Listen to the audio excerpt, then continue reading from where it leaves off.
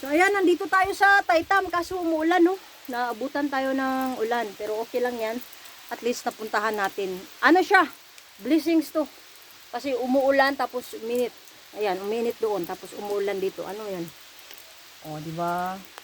Ganda ng Taytay Reservoir. Tapos saglit, puntahan natin kahit umuulan.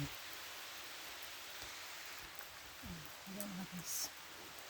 Diba? Yan. Ang Taytay Reservoir. Diba? Ganda. Ganda ng area natin.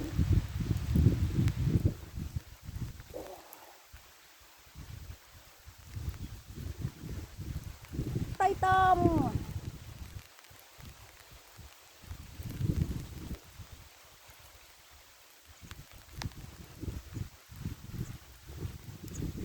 Umuulan siya mga guys, umuulan pero wala na rin to siya mga guys, ayan oh. Oh, di ba? Ganda ng ano. Umuulan siya mga guys.